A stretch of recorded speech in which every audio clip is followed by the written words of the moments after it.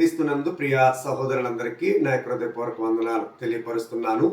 ప్రియులారా, దేవుని యొక్క అత్యున్నతమైన కృపను బట్టి దేవుని యొక్క జ్ఞాన సంగతులను మాట్లాడడానికి మేము వస్తున్నాము. బైబిల్ గురించిన వివరణ, క్రైస్తవ జీవితాల గురించిన కొంత విశ్లేషత మీకు తెలియపరచాలని మేము ఆశపడుతున్నాం. వాస్తవానికి ఈ యొక్క ఛానల్ అనేది సంవత్సరం క్రితమే మేము ఏర్పాటు చేస్తాం. కానీ కొన్ని పరిస్థితులను బట్టి మేము మెసేజ్లు పెట్టలేకపోయాము, వీడియోస్. మేము ఈ యొక్క కార్యక్రమాన్ని ముందు కొనసాగింపు చేయాలనుకుంటున్నాం. మీ యొక్క ఆదరణ, ముఖ్యంగా మీ సపోర్ట్ మాకు ఉంచాలని ప్రభుపేట మిమ్మల్ని మీకు తెలియపరుస్తూ ఈ కార్యక్రమంలోనికి వెళుతున్నాం.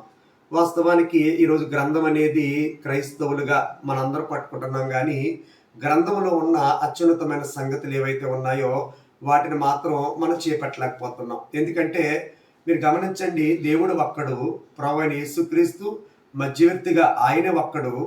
అలాగే సంఘము ఒక్కటిగా ఉండాలనేది దేవుని యొక్క ఆలోచన. దేవుడు ఒక్కడు, దేవునికి నరులకి మధ్యవర్తి ఒక్కడు.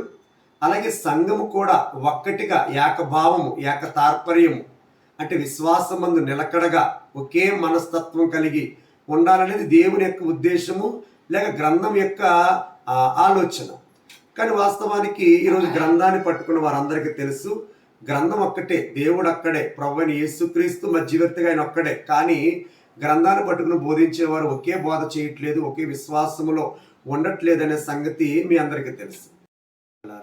మరి బైబిల్ గ్రంథంలో ప్రకటింపబడుతున్న ఏక విశ్వాసం గురించి, విశ్వాసం ఒక్కటేనే మాట గురించి మనం ఆలోచన చేసినప్పుడు బైబిల్ గ్రంథంలో చాలా గొప్ప విషయాలు గ్రంథం మనకు తెలియపరుస్తూ ఉంది. అవన్నిటినీ మీ ముందుకు తీసుకురావాలని ఆశపడుతున్నాం. మా ఛానల్ ఏదైతే ఉందో మీరందరూ కూడా సబ్స్క్రైబ్ చేసుకుని దీన్ని ముందుకు నడిపించాలని మీ అందరికీ ప్రభుపేట తెలియపరుస్తున్నాను.